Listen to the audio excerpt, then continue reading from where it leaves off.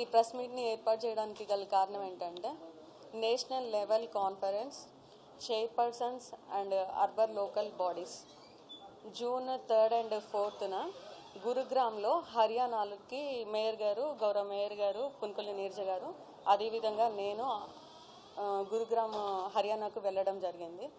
ఈ సమావేశంలో కేంద్ర పాలిత ప్రాంతాల నుంచి ఒక 500 మంది ప్రజాప్రతినిధులు అదేవిధంగా chairpersons mayors and deputy mayors ఈ మీటింగ్కి అటెండ్ చేయడం జరిగింది.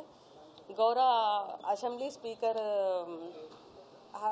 కళ్యాణ్ గారు అదేవిధంగా లోక్సభ స్పీకర్ ఓం బిర్లా గారు గౌరవ గవర్నర్ బండారు దత్తాత్రేయ గారు అందరూ అక్కడికి ఆ సమావేశానికి విచ్చేయడం జరిగింది.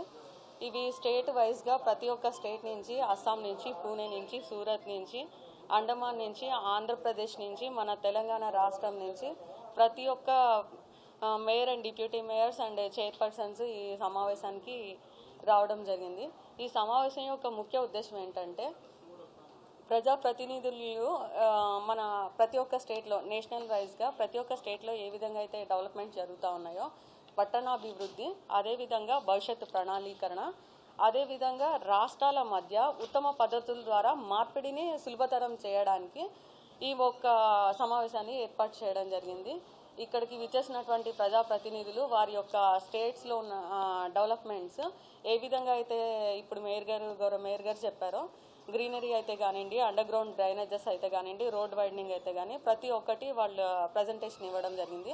అందులో భాగంగా గౌరవ మేయర్ గారు కూడా అక్కడ పున్కల్ నీరజ్ గారు కూడా ప్రజెంటేషన్ ఇవ్వడం జరిగింది మాట్లాడడం జరిగింది.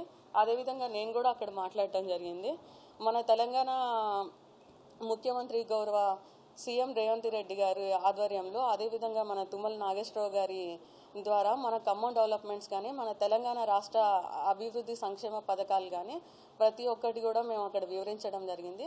అదేవిధంగా కేంద్రం నుంచి మనకు రావాల్సిన నిధులు ఏవైతే ఉన్నాయో ఫండ్స్ అవి కూడా ఇస్తే మనకు అందించడం జరిగితే మన తెలంగాణకు వస్తే ఇంకా మరింత అభివృద్ధి పొందే అవకాశం ఉందని మా సూచనని కూడా తెలియజేయడం జరిగింది.